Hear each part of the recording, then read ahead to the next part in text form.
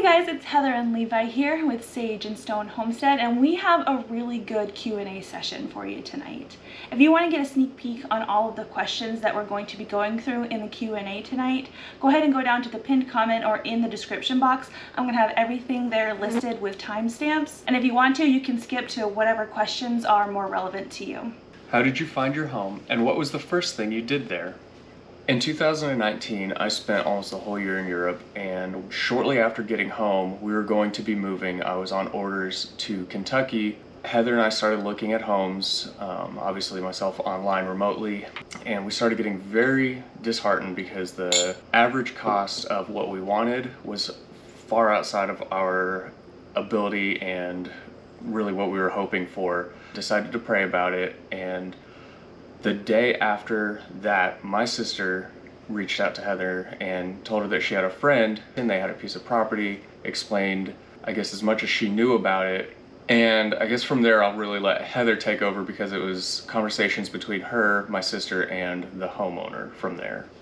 And so we jumped on it as soon as we could. This house didn't actually even list. And we didn't buy this property for the house. It happens to have 3 bedrooms and 2 bathrooms, which was my minimum. It just had to be livable and a 3-2, and it met that requirement and had much more than I ever could have dreamed of. We didn't go house hunting or property hunting looking for a homestead. Homesteading wasn't on my radar at all until we saw the property and I saw everything that it had, and the possibilities just seemed endless. And that's when I started dreaming.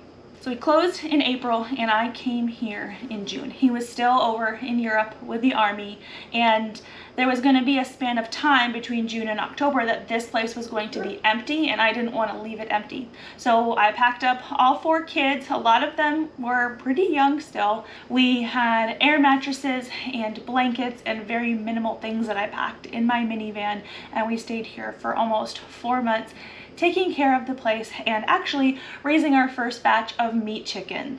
And I thought it would be a good idea, since it only took 8 weeks to raise out a batch of meat chickens, that would keep me super busy. And I was right. I bought all the things I needed to make a Siskovich style chicken tractor, and I built it myself. Got some chickens in the mail, which was the first for me, and did it. We raised the meat chickens out on pasture, and there were some scary times with doing that, and there were some very rewarding and fulfilling things that happened during that time here alone with the 4 kids on the farm, really breaking it in. My chickens inside that chicken tractor were 4 weeks old when a really bad storm blew through here and literally actually blew my chicken tractor across the field. It flipped end over end several hundred feet across the field, and all of my chickens were out in the wind and the rain, and my chicken tractor that I had worked on for forever had really got banged up on its tumble, but it did happen to land on its base, and I was able to drag it into the barn and put my chickens back in it after a couple days and keep moving on. So that was a really kind of almost rude introduction into homesteading, but I think it was good because that's kind of how homesteading and raising your own food is. Some things will just come out of nowhere, and you have to learn how to adapt and go with the flow. I didn't want to buy a property that wasn't going to be our forever home. I just couldn't think about investing so much into that space and then just up and leaving it and starting over. That's never been like a source of comfort for me. So this particular house, this is a double wide trailer. This is not going to be our forever home. It probably could never be if we even wanted it to. But we're making do with what we have now. And the future plan is to build a house in the back of the property and make that our forever home. So we are planning to stay here. Maybe sometime in the future we'll have the opportunity to buy some more land off of the adjacent properties. Not that we necessarily need it, but it would be really nice, and we could use something like a hayfield sometime in the future.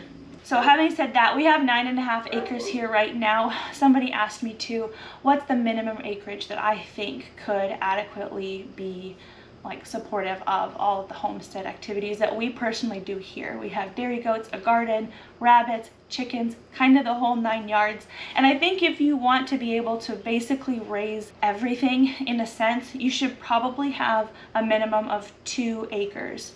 You want to be able to have a nice sunny spot for your garden. You don't have to keep cattle. You can keep Nigerian dwarf dairy goats on a very small amount of land.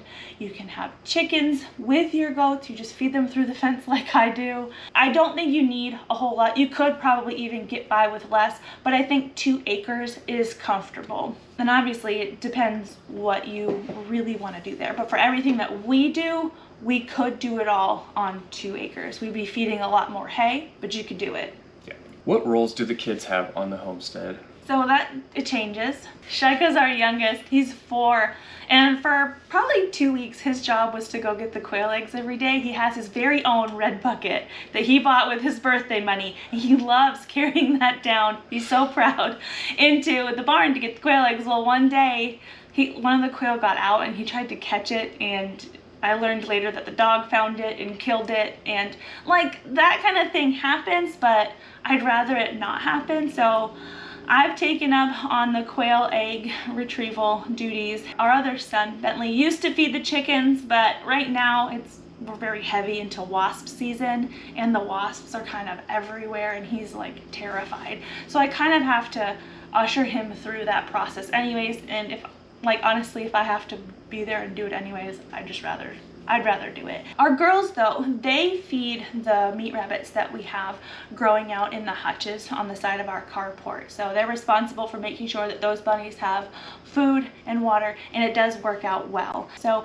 they do have responsibilities, but they're just so young still that I do kind of have to follow up behind them, and sometimes it's just easier to do it myself. Do you use a dehydrator to prepare food for long-term storage? Do you prefer jars or bags for vacuum sealing? It really just depends, like the preference. Like when we make jerky with venison or turkey, I don't necessarily put those in jars. My jars are really valuable. I have a lot of those vacuum seal bags, so I tend to use the vacuum seal bags more.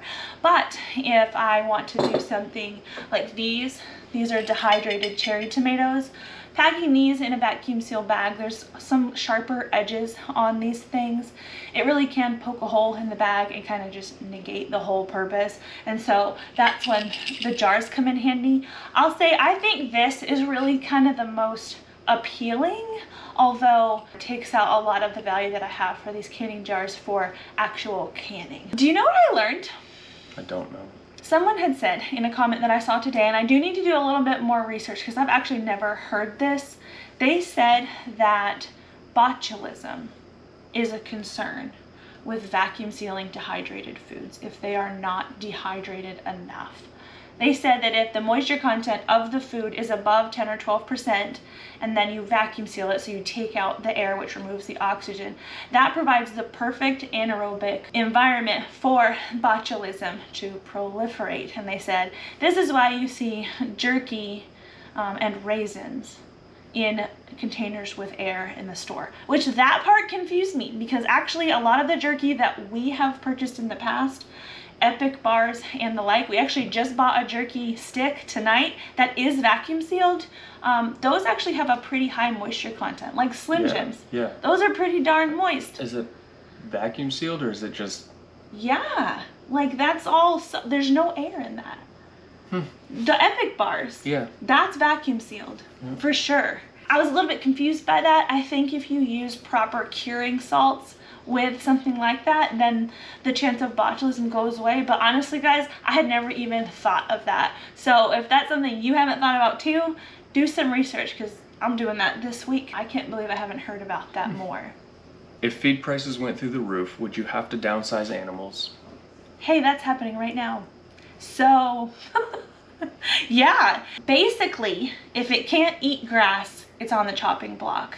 The birds take the most feed. So we feed most of the animals a commodity mix. It's a 15% protein. It's really just a baseline, and each individual species gets supplementation that goes beyond what that base feed can provide. So the chickens, literally chickens, turkeys, guineas, I have a ton. I have way too many birds out there. I don't know how it happened, but it did. They eat half a bag, so 25 pounds of commodity mix every day. And when we first started feeding commodity mix, it was $7 a bag, and right now it's over $11 a bag.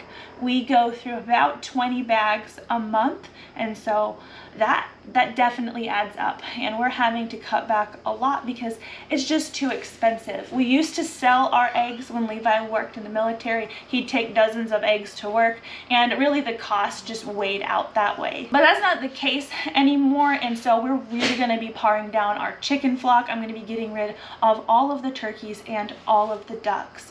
We are keeping the guineas because the guineas are just master foragers, and they spend a ton of time in the field anyways eating bugs. I'm not worried about them, and really they have a lot of value on our farm eating ticks because we can get super covered in ticks. They just hatched out 7 adorable little Keats, and I'm really hoping that some of them survive into adulthood because some of them are the lavender color, and I'm so excited. Do you sell your produce at the farm gate? If not, would you consider an honesty box system? So I don't. I've seen little farm stands where people will sit out and sell their produce. You can probably see it in front of my face right now. We have a lot of flies around here, and I just know if I had just produce kind of sitting out, I just think logistically I wouldn't be comfortable selling it out there or really doing an honesty box right now because of having to just leave it out. We have talked about doing a little mercantile store out in our front yard where there could be like something that you walk into that maybe is a little bit more climate controlled, but I don't know that that's really in our short-term plan. We have been selling to friends and family. I have considered something like a CSA box because we could garner some interest for that. My only hang up with that is that I'm not selling things that we actually will need for our family. I really want to be able to feed us first, and sometimes it's hard to promise any extras to anyone until you absolutely know it's in excess. So we have a bunch of tomatoes. A lot of you have already seen that. Right in the beginning of tomato season, when they first were just green on the vine, a lot of people were like, yay, I can't wait for the pounds of tomatoes that you're gonna hand over to me. And I was like, whoa, kind of hold on. I don't know if I'm gonna have pounds of tomatoes to hand over to you. I do now, like I know I do now, and I am willingly throwing them at people now, but it's really hard to promise that until you know. So I'm still grappling with all that. It's basically like they pay you like $20 or $25, and they'll either weekly, bi-weekly, monthly come pick up a box of farm goods from you. So you could fill it with like cheese or broccoli or a whole bunch of stuff. It's just like, here's your farm box for $20, $25, whatever you want to establish it at. But yeah, here's your farm goodies. And it doesn't have to be necessarily something specific, like you're going to get tomatoes, cantaloupe, whatever. It's just, this is what I have extra, here you go. Yeah. But I would never want to like charge like a baseline and somebody be disappointed that all they got was watermelon. Right. Because that's all I had extra of, you know? I've been looking into making my own dog food, and I wondered if homesteaders buy dog food, or do you make it? A lot of homesteads probably do make their own dog food. I don't have the time or the energy, probably. We don't feed all of our animals the absolute best. We don't. I can't afford to. Feeding the dogs is a little bit like what I just talked about with the CSA. I need to make sure that we're set first. And now that I know that we are, that's fine, but I don't know that I could commit to that long term. And I know that if I gave my dogs something, you know, that's obviously better for them in like the raw food or whole food diets have been proven to be really good for them, I would feel terrible if I had to back off on that and then give them, you know, junk again. So they kind of just stay on junk. We actually feed our dogs Diamond Naturals. The first ingredient is chicken. So they don't get the worst thing in the world, but I don't have the time or really the mental process to switch them to farm fresh stuff. What are you doing with all those tomatoes? And where are you on the freeze dryer trend? I'm using them to wipe my tears. Those tomatoes. In 2019, for some reason I thought it was going to be smart to plant 15 cucumber plants. It's almost triggering to me. I can't see another cucumber. I'm getting that way with tomatoes. I'm really grateful that we have animals to just feed all of this extra food to, because I'm almost at my end in wanting to even deal with them. In all honesty, there's just so many.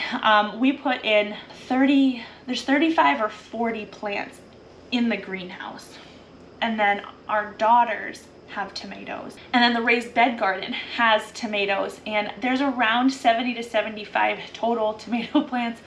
And the reason that I planted so many is that most of the tomatoes that are in the greenhouse are actually a determinate variety of tomato, and I've only ever grown determinate varieties of tomatoes once in the past. And a determinate tomato puts on a set amount of fruit, and in past experience it hasn't been that much fruit. In past experience, which was a different strain of tomato, I think it was something by Burpee, I don't remember, but it put on one set of blooms and one set of fruit, and then it was done. No, these Heatmaster tomatoes, they're still flowering. That's insane. They have freaking flowers on them, and I'm like, no, you are supposed to stop.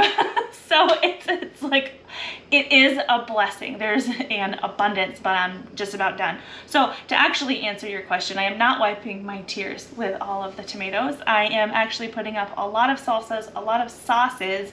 I have done whole crushed tomatoes, and I actually have some more barbecue sauce on the agenda this week, which actually I get to use some of our bell peppers that we're growing as well in that recipe. So I like that. Where are you in the freeze dryer trend? I have dehydrated some tomatoes as well, and I've dehydrated the tomato skins down into a powder. Where did that go? I put it back. Okay. And this can be used to thicken sauces and add a really nice umami tomatoey flavor. So I've done that.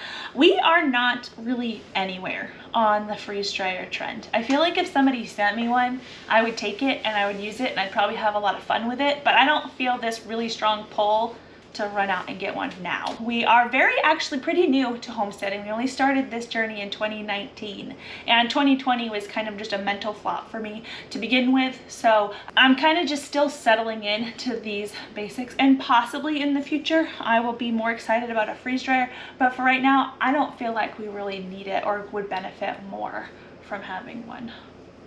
If you were to work off the farm, what would you choose to do? I used to sew children's clothing and children's shoes, and I still have a lot of my equipment from that. I'm sure you have seen it in the background of some of my videos. I have a lot of really nice sewing machines, and that's something I could pick up if we needed a little bit more income without even having to leave the home, and that's what I would do first off instead of trying to leave. But like hypothetically, I've actually thought about that I could work with some of these local Amish farms and helping them with what they do. So there's actually a sheep farm relatively close to us that may need help, and I know caprines. I feel like I have a pretty decent amount of experience with at least goats to be able to understand sheep and help out in that regard. So that's something I would really be interested in doing if I ever needed to, but really I don't necessarily want to do anything off of the farm because I guess I don't have to right now, which is good. Who inspires you? Who do you learn from and trust? When we first knew that we were going to be buying this farm in 2019, I just hit YouTube hard and I wanted to learn everything there was to know. And at that time, I wanted a cow. Then we moved here and I saw how big cows were and I gave that a big hard no. So initially, when I was looking into getting a cow, I was watching channels like Homesteading. I do remember watching a lot of Justin Rhodes, John Siskovich. He's got a YouTube channel about his chicken tractor. And I did a lot of baseline learning with those 3 channels, plus a tiny bit of Roots and Refuge in the beginning. Things have morphed a little bit since I started watching YouTube in order to learn how to homestead, how to do this life. I don't really watch any of those channels anymore, and I'll explain why in a little bit. But as of right now and where I am in my homesteading journey in life, my main channels that I really like to get a lot of very useful information off of, I would trust basically anything they said, is Roots and Refuge Farm for gardening for sure. And as far as ruminants and goats, there is Blue Cactus Dairy Goats, Crystal. She shares a lot of stuff, super valuable information. I feel like if somebody is willing to share the hard things and explain how things went wrong and they help you learn through that, that is so, so valuable. We try to do that here because that is where I have learned the most stuff, is through Blue Cactus Dairy Goats and some of the hard labors and deliveries that she's had, Jess, and some of the failures in the garden that really are out of the gardener's control sometimes. And Sandy Brock with her sheep, she has had a lot of things come up. She's a massive sheep flock in Canada, and sheep and goats are a lot alike, so I've learned quite a lot from her. All of those channels have been really great for me where I am right now. I think who you choose to follow and watch really depends on where you're at in your journey.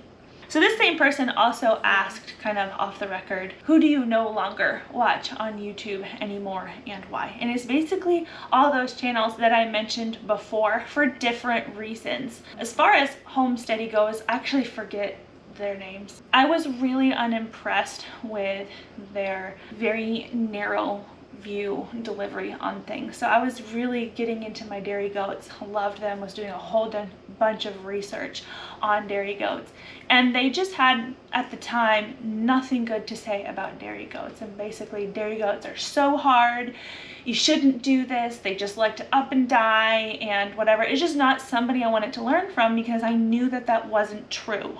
I felt like it was really discouraging to watch him, and in feeling discouraged by that, I just knew that wasn't what I needed to surround myself with. So YouTube is great, you could just click off and not go there anymore, and that's what I decided to do. There's been a couple times I've kind of gone in and checked on them, but I don't think they've changed very much, so there's too much negativity there, so I don't go there.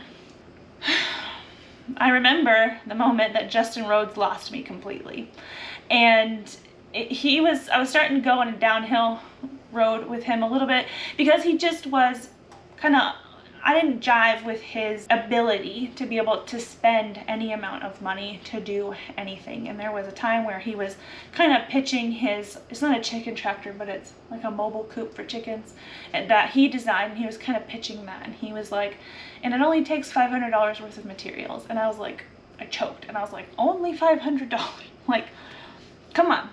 $500 isn't just money that you can toss around, but he really made it sound like it wasn't anything to start your chicken journey. And it is. To earn $500 back on chickens takes a really long time. So how do you explain that? What's that word where something is just not out of your league, but like they're in another planet? I felt like he lost his relatability. That's what I was looking for. He completely lost his relatability. Just because he's been doing it for a long time and he does know things doesn't mean that I have to choose to learn from him if I can't relate to him. That was part of the downhill slope. Where he really lost me was, like all homesteaders, he finally admitted that he needed a break. He used to pasture rotate all of his animals year round, but I think it was coming up close to the birth of their last child, and he built a pole barn so that he could keep his animals in the barn and rest his pastures for a few months over the winter. And nothing wrong with that. That's great. I definitely agree with admitting that you need to take a break. And it's awesome that he could up and build a pole barn to put all of his animals into kind of last minute. That's how it seemed. He had some ewes getting ready to deliver their babies at the same time inside that pole barn. And some of them had a little bit of a hard time delivering, which does happen. Like, birth on a homestead and even out in the wild, it doesn't go right 100% of the time. Sometimes these animals that we have bred in captivity for generations kind of depend on us to assist them. Not all of the time, but there are absolutely times where they do need a little bit of help. So he had a ewe that needed help giving birth. I don't know exactly what was wrong with the delivery, but it seemed like it was a relatively minor adjustment and the baby came out fine. But he decided to cull that ewe because she needed help giving birth, which, like, there are instances and times where you may choose to cull an animal if they are repeatedly having issues giving birth, and that's not something you want to retain from necessarily, but like, it was just nope, she had problems, that means she's done, because we need animals that are going to do it by themselves. So one of the reasons that sheep, that ewe may not have been able to give birth, legitimately could have been on him. So like if a sheep or a goat doesn't have the right amount of nutrition, like let's say they don't have enough calcium in their muscle structure, they're not going to contract properly and they're not going to be able to deliver well. So there might have been something wrong with his nutrition system. He had been pasturing them for forever and then put them in a pole barn. There was obviously some kind of change of nutrition there, and that's not the ewe's fault. There's also, someone was giving me a little bit of advice with some of my larger goats and saying that if I put some of my larger goats in a bigger area to give birth, that the goats are able to move around a lot more and able to move their baby into position a lot more effectively. Those sheep, again, were out just on pasture before, and now they're inside a smaller area in the pole barn.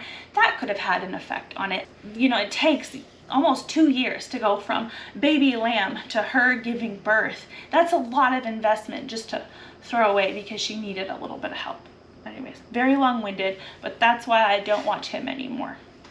So I don't follow any homesteading channels, but I have more so in the past than recently. I've spent countless hours on YouTube watching Steven Rinella on Meat Eater, the Bearded Butchers, and the Scott Ray Project, I believe it was called.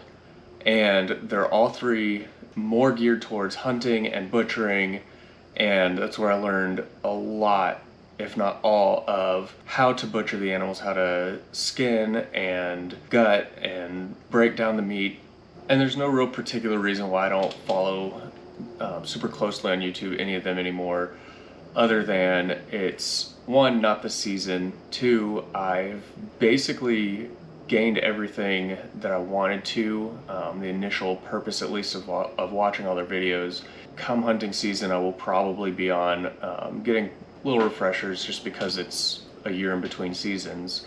But I do listen as often as they put an episode out to Steven Rinella's Meat Eater podcast, and that's more just fun little tidbits of information, and you know, they have various guests on, and there's just lots of interesting little factoids.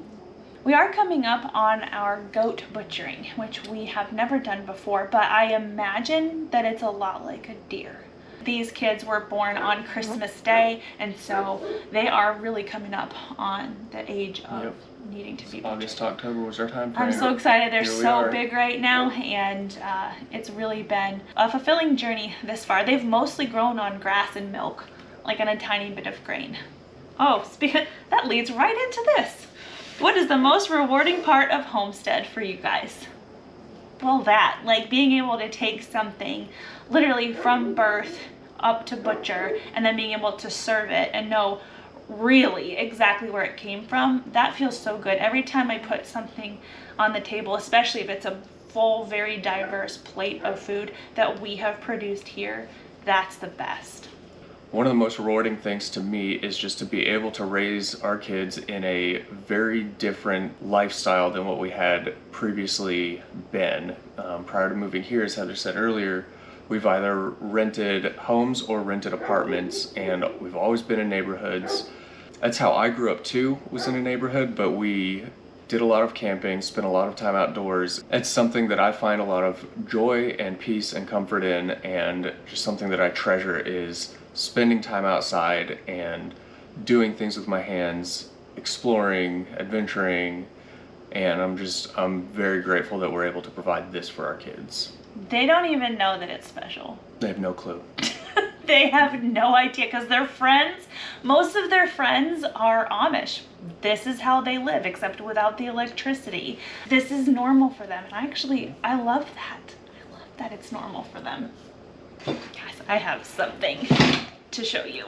Speaking of Amish, we have made great friends with a few Amish families, and one of them owns a grocery store that we shop at every single week.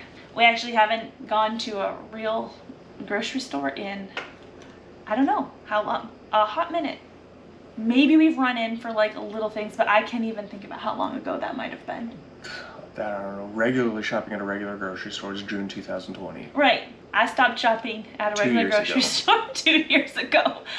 I have quite a few books that are Amish based. It's based on their lifestyle. It's based on the way that they live their lives, the way that they handle their medicine. But I was having a really hard time finding an Amish canning book. I know that they do things a little bit differently. They don't always follow the USDA guidelines, but for me, I trust them and their heritage with these recipes. I trust that these recipes have been passed down generation to generation and have served this community well. So I was looking for something like this, couldn't find it, approached our friends and said, hey, does this exist? I honestly expected them to have like a cookbook that I could bring home and like photocopy in their home. They didn't. I don't know where, like maybe they store it in their head. I don't know, but they got a catalog for things that they can order and bring into their store.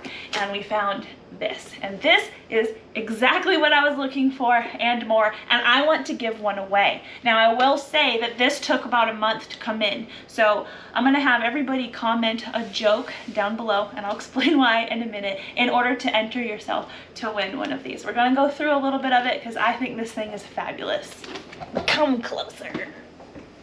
I just don't want to have to be like, look the whole time, because I can now just do like that, cover you, see? Perfect.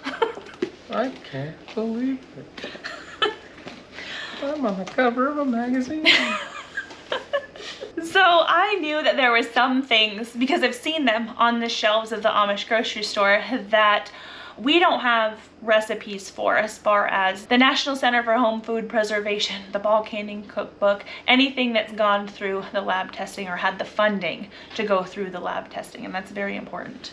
One of those things is pickled eggs. You see canned pickled eggs on the shelf in the Amish grocery stores all the time, and they do them in their own kitchens. Now, a little bit of a disclaimer, I myself do dabble in some Rebel canning and I love it, but I don't really want you guys to necessarily dabble in Rebel canning unless you have a full grasp in canning the correct way. If you're going to break any rules, you need to know why you're doing it and how to do it correctly and safely. So don't do anything that is beyond what the National Center for Home Food Preservation says to do until you know how to do it safely. They've got canning lard in here. I thought this one was neat. Meal in a jar. What you need is raw potatoes cubed, fresh green beans, and mixed raw meatloaf. And it says, cover the first 2 vegetable layers with water and half a teaspoon of salt. Add pepper to taste. Before packing the meatloaf up to the neck of the jar, pressure can for 90 minutes at 10 pounds of pressure. That's not something that I've ever seen on any of the approved recipe websites.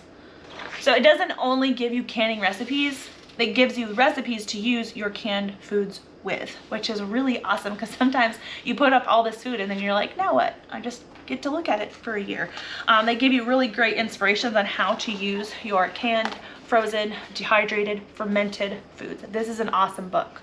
It even shows you how to cure bacon, how to make hot dogs, how to corn beef. Like, if you need to know how to do it the Amish way, they've got it in here, including how to butcher things. Look. Pork butchering sheet. This is awesome. It's got how to freeze, how to can, how to dehydrate, how to cook. This is a very great little book here. There's some really funny little tips and Easter eggs in this book, but I haven't gone through the whole thing, but I just skimmed it earlier and I was cracking up. Hold on. How to save schmaltz. Like, come on. These are real, like, from the land people, I swear. Barbecue meatballs to can or freeze. Cheddar chowder for church. Don't you dare bring the non-church chowder to church. I truly love it. It's so wholesome. I love it. I'm gonna go to the joke recipe that I found earlier. That's just, it's just intermingled among all the other recipes. So I didn't know it wasn't serious until I read the whole thing. So here we go. Elephant stew. Ingredients: 1 elephant, brown gravy, salt and pepper to taste, and 2 rabbits. Cut the elephant into bite-sized pieces. This will take about 4 months. Cook over kerosene at 525 degrees until tender, about 5 months. Add salt and pepper to taste. Cover with brown gravy. This will serve 3,827 people. If more are expected, add 2 rabbits. Do this only if absolutely necessary, as most people do not like hair in their stew. Tip: this stew cans very well. That's just in there with all the other recipes. So leave me your favorite joke down in the comments. And in 1 week from today, so next Sunday, what's the date? The 14th. In my video on the 14th, I'll announce the winner, and I'll make sure to leave all kinds of tagged comments and notify you then as well. And I will send you a copy of this for your very own. To keep a hands-free look at your cookbook, use a skirt hanger, the kind with the straight bar across with a clip at each end to hold the book open to the right page while cooking, and hang it on a cabinet handle.